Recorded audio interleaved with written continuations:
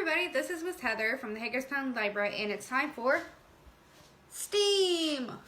Today, for your virtual STEAM project, we are going to learn how to make a clay bird.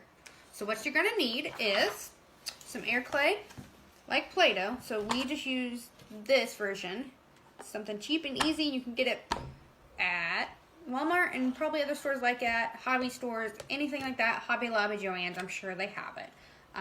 I'm just going to show you how to form the bird, and then I'll let you decorate. So some of the things you can use to decorate are googly eyes, paint, feathers, whatever you feel like. I'm sure you can use pipe cleaners for something. Anything you could attach to it. It'll probably work. Okay? So, let's get going. So what I'm going to do is I'm going to show you how to make the bird. I'm going to do that. So I had about this much clay. I think I'm going to rip off. And we'll see what we got here. So it's probably a good idea to have something to put it on surface-wise. So you're just going to kind of work in your clay. Warm it up a little bit. It's kind of cold. So there are, let's see, 10,000 different species around the world of birds. Birds have hollow bones which help them fly. Hummingbirds are one of the only birds that can actually fly backwards, and they have some of the smallest eggs and tiniest nests you'll ever see. They're like the size of small jelly beans when you find a hummingbird and it's in eggs. So, also, another fun fact is around 20% of bird species will migrate long distance every year. So when we see our geese, the geese should be going south right now. And then they come around here around spring and summertime. Some stay just because they know they have a good food source and we have plenty of ponds and lakes for them to be at. But most of them fly away for the winter time. And ducks are the same way. So, alright, I think I've got it enough. So I'm going to roll it in a ball. Like so. I'm just going to use this. This is really easy to work with. I just wanted to warm it up to get it where I need to. So, I'm going to take your hand right here, that center right there, and I'm going to squeeze that right there. Start to make the bird's neck, okay? So then we have kind of a neck structure.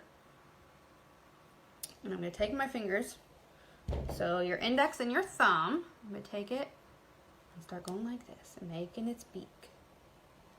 I kind of like how it's formed on its own. You can tell it has lines where the beak opens so it can chirp and eat. Okay? So I'm going to smooth out some of your lines. This will have some lines in it. The only thing I did not prepare was water for this. This type of air clay, it says it works just like traditional clay like you would have at school. It will air dry, so there's no need to bake it or put it in a kiln. I'm going to make it a little bit shorter neck to dry it. So, and then also water will help moisturize it, and it'll help with evening out the wrinkles and the cracks it gets. Right here you can see there are cracks. I can mend it with that, but it will eventually come back through like you see. Okay? So next I'm going to form the body. So I'm going to take my opposite hand here, hold it here with my left, I'm left-handed, and then mine's going to end up looking like a duck. I have a feeling. Here we go.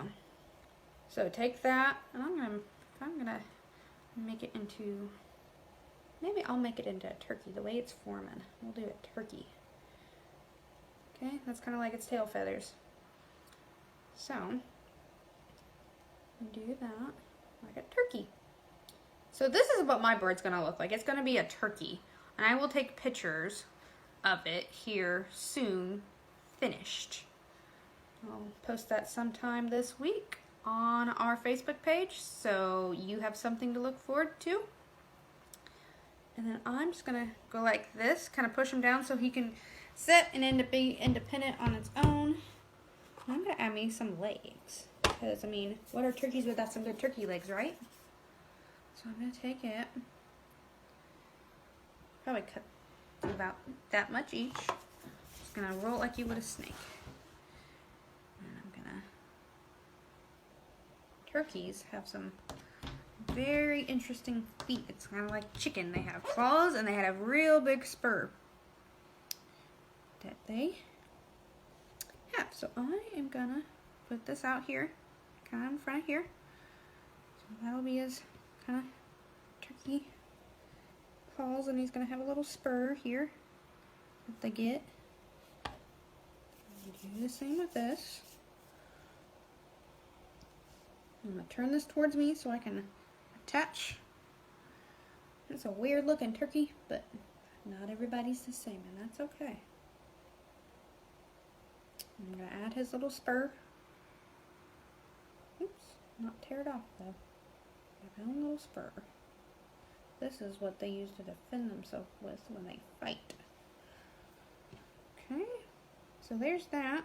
He's got a spur here, spur there, and then I'm gonna place it on there so he can be a roosting turkey. Okay, that is how to make your bird with air clay. So this is what the project could look like. Mine's gonna be a little different. I'm gonna add me some eyes, some color on the feathers since I decided to make it a turkey since it's Thanksgiving time.